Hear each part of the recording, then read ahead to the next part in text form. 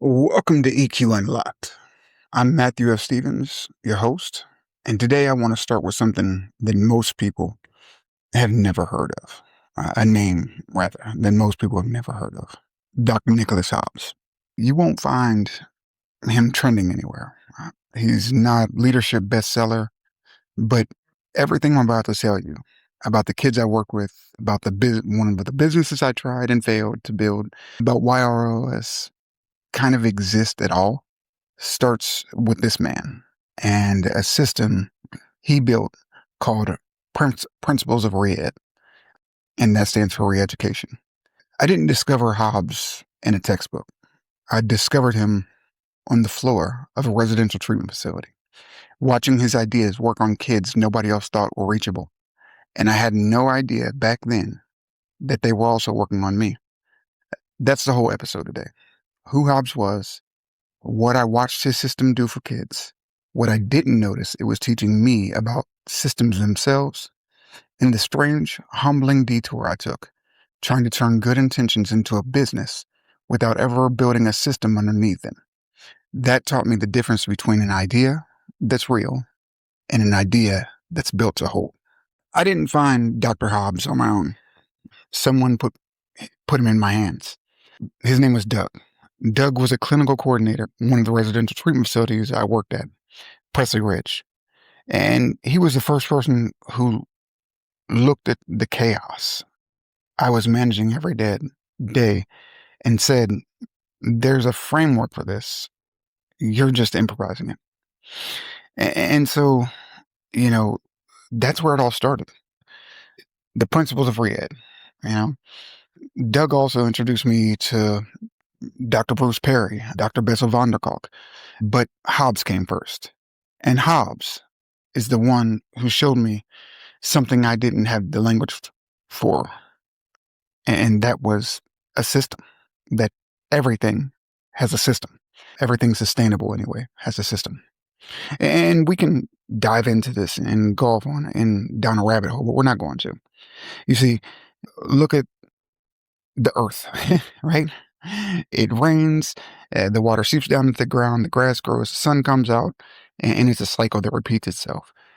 And so, even at its most basic function, everything has a system. Human beings, the person listening to this, the person reading this, the person, going through this, we all have a system.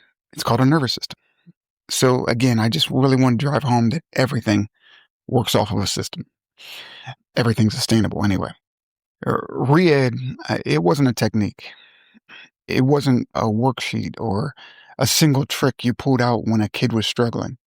Hobbs built an entire structured system for kids the world had already given up on. Kids in residential treatment. Kids who had been labeled, diagnosed, and passed along. And the system held together because every piece of it reinforced every other piece. Competence had to come before confidence. Behavior got read as communication instead of defiance. The environment itself, the room, the relationship, the daily rhythm, was treated as part of the treatment, not just a backdrop to it. So none of those pieces worked in isolation. That's what made the system instead of tip or a trick you could use. So you couldn't borrow playing cards with kids and then skip the rest. You couldn't talk a kid into confidence without giving them some type of competence underneath. The pieces, they held each other up. I didn't yet understand how much that one idea, that system, is what makes help durable, is what makes help lasting. Not a single inspired teaching or technique was going to rewrite my life. It wasn't just specific content. It was the architecture underneath. And so I want to give you something concrete, not theoretical, because a system only means something once you've watched it run. I spent the better part of 2 decades in human services. I've done, I've taught parenting classes.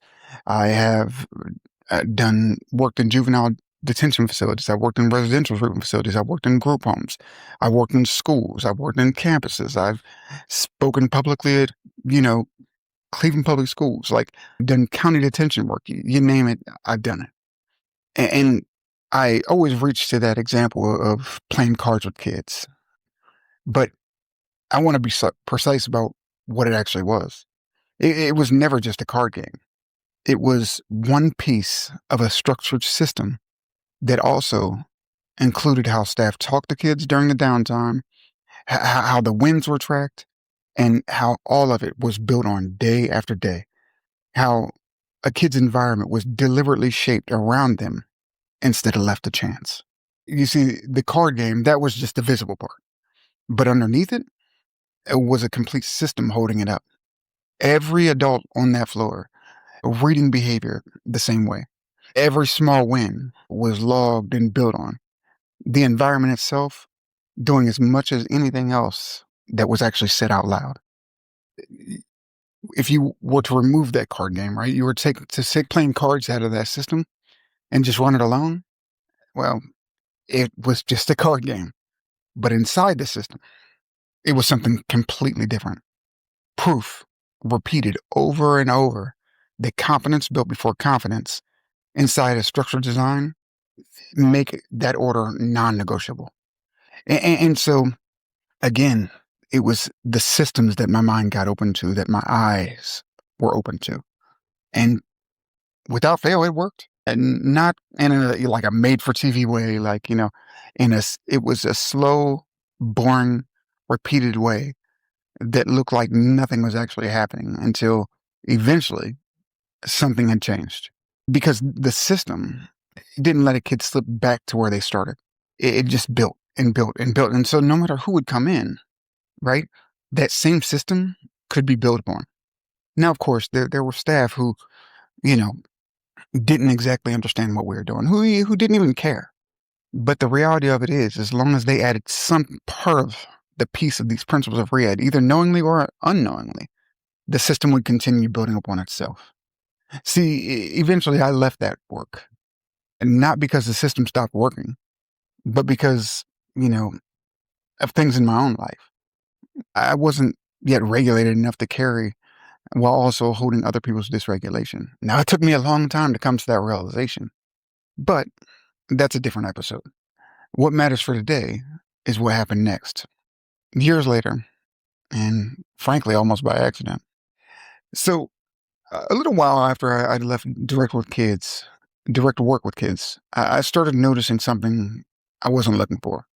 Some of the young people I had worked with, you know, kids who'd come through facilities, kids who had actually sat across from me at the card table, or, you know, who had hiked with me through the woods, or who sat down at the big old, you know, 20-person dining table. They started showing up in my life again. Except now they were in their 20s. They were actually working. Some of them in call centers, some of them in retail, in entry-level jobs. Adults now, technically, but definitely employees. And I noticed the same dysregulation patterns I'd learned to read in a treatment setting were sitting right there on our workplace floor. But this time, there was no system underneath them, no structured environment built around catching small wins and reinforcing them, no reading behavior as communication. It was supervisors, quotas, and a write-up. The principles, you know, that were in READ, well, they would have been extremely beneficial to these in workplace environments. But that was a system that, you know, nobody ever even considered. See, nobody on the floor had what Presley Ridge had, a deliberately built structure where every part reinforced every other part. They had good people doing isolated, disconnected things. The same way the card game would be alone. And without a system underneath it, eh, it didn't mean anything.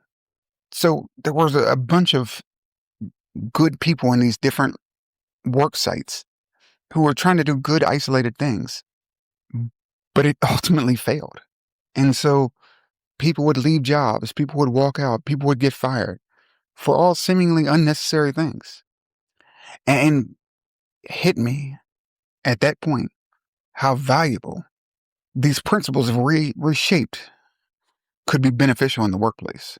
I wasn't trying to build a business when I noticed this. I was just watching adults get punished for the same patterns I used when I used to help kids. You see, while employers didn't have time to look at it as information, that's how I was trained to operate, is to look at everything as information. And in an environment where there wasn't a system to even understand it or calibrate it, my mind was working to use this information to solve a much bigger problem. And I didn't even recognize it at the time. And so once I did catch on to that, once I did notice, like, oh, wait a minute, these principles would work here, that's the moment the idea actually started. It wasn't a strategy, it was simply an awareness. And so here's the part I don't usually say out loud because I'll be honest with you, it's not flattering, but it's real. And it's probably the realest part of the whole story as far as this is concerned. See, I looked at the principle of red and I knew that it could help adults the same way it helped these kids. Yeah, it'd have to be restructured a little bit, but the principles were there and they were valuable. And so I said to myself, well, I'm gonna start a lead generation company. That's easy enough. That's simple enough. It's easy. That's no problem. I can teach anybody how to make phone calls. I can teach anybody how to jump on phones with, leaders or directors and schedule appointments. That's easy. And so I set out to do that. And I'll be very direct. It fell flat on its face. Full stop. I I fell flat on I fell flat on my face. That business fell flat on its face. And that's it.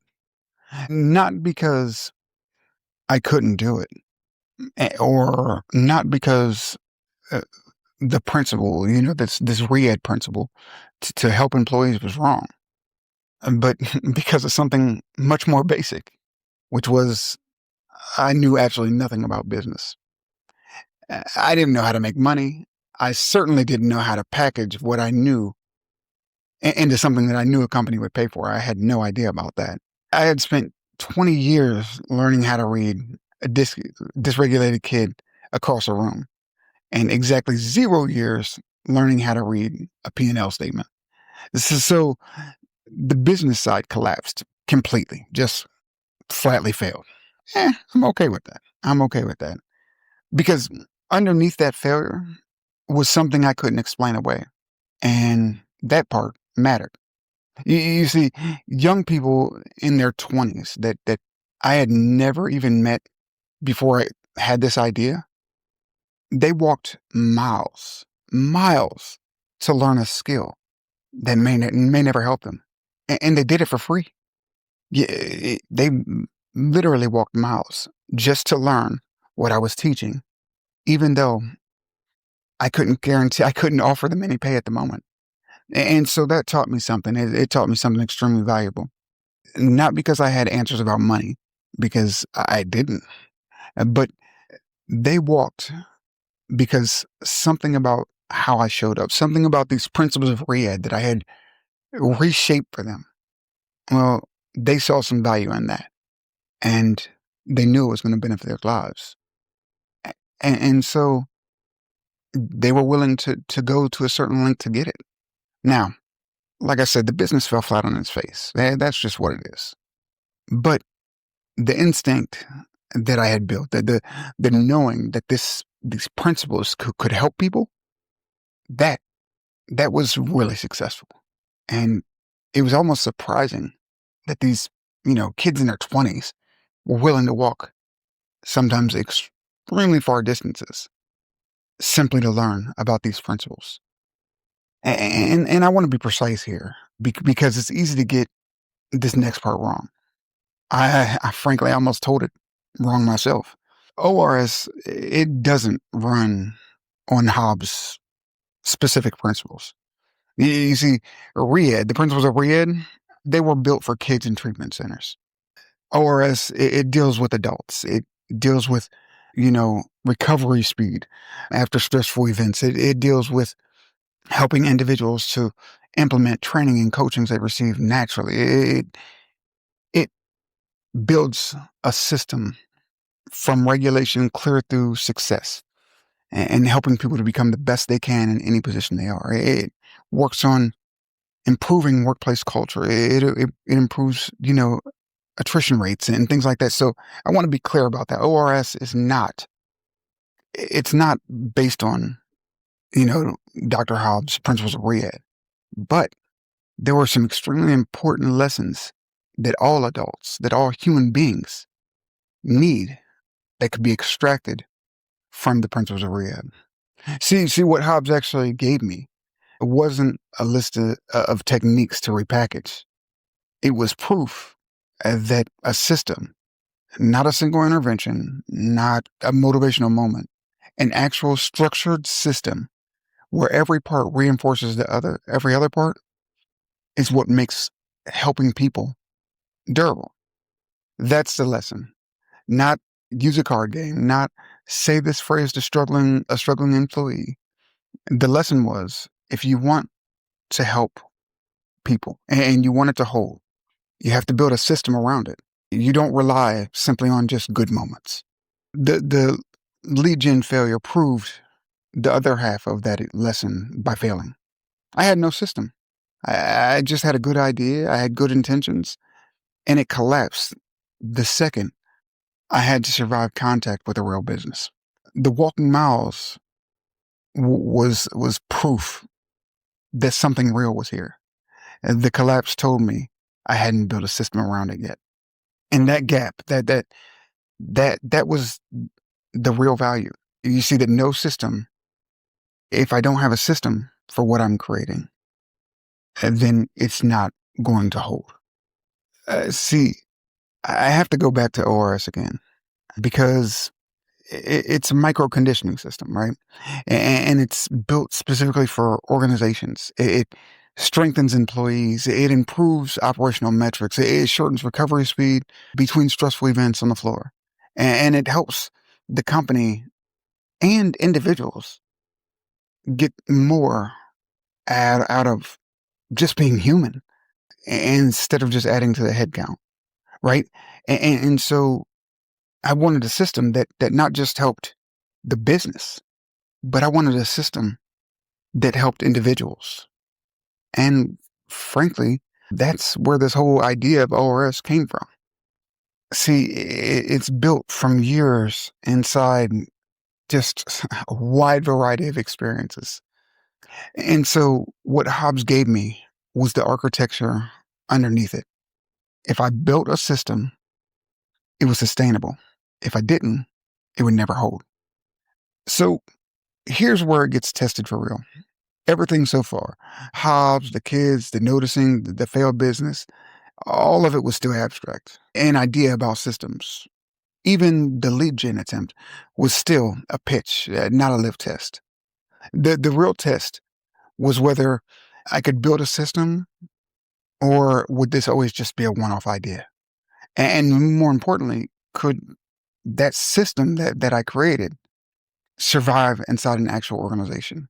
With a paycheck, with a supervisor, a quota attached, not a workshop, not a mentoring session, but a real physical location, a real organization. And that test happened to me directly. I was a debt collector at the time. I was sitting at a desk at Sterling Jewelers. And this was years before I had ORS or, you know, a name for it, right? But sitting there, I had to test it. And I had to test it in an extremely stressful situation. If you've ever been a debt collector or know any debt collectors, that can be an extremely stressful job. But that was the next phase of this testing, so to speak. Because really the next place I needed to prove that systems and good intentions can be combined and they can last was in a real life scenario. So this idea, it got tested in my own headset, on my own calls, regulating myself, or at least trying to regulate myself before I even knew what regulation was, before I even knew the value in it, certainly before I ever asked anyone else to. And so this is part one of this regulation and the principles I read and really applying them in my own life. And frankly, how you can apply them in your business as well, or within your own life. But, and that's going to be the next part. That's going to be in part two. But before we get there, I want to leave today's challenge with anyone listening who manages people, even if the person they're managing is just themselves. The next time someone on your team or you get labeled as having an attitude problem or not a culture fit or that you can't take feedback, don't reach for the one-off fix. Don't just dismiss it or downplay it. Don't just, give yourself a little pep talk in the mirror, or, if it's employees you're managing, don't offer a write-up or model or excuse me, a training model. Instead, ask, what system can you put in place around this person, around yourself, that catches the pattern early and reinforces the right ones consistently? Or are you hoping that just a little bit of encouragement and one good conversation fixes what 100 small moments created? Good intentions aren't a system. I learned that the expensive way. And you don't have to learn it the expensive way, because I did. Regulation, awareness, choice. I couldn't think my way into a system. I had to be regulated enough first. Calm enough to admit that a good idea isn't the same thing as a working structure. Awareness, it came second. Noticing, like I eventually did, that good intentions without a system collapse the same way everywhere. Whether it's a treatment floor with no follow through or a business pitch with no operations behind it. Choice, well, that came last, and only after the first two were already in place. The choice to build ORS, the choice to build nulls, the actual systems, not just another well-meant idea. You see, the hurt and pain I experienced throughout life, it never went away. But the difference is now it's no longer driving me. So if you're a leader who's listening and, you want good people, or you want to help your employees become better, and you don't yet have a system for your good intentions, that's what ORS was built to give you. You can check the description below to see where to get started. Next episode, like I said, part two, I'm going to take you inside the headset of Sterling Jewelers. Debt collection. The first time I had to prove this lesson on myself before I ever asked an organization to trust it. Until then, I'm Matthew F. Stevens. This has been EQ Unlocked. Stay regulated, stay aware, and I'll talk to you next time.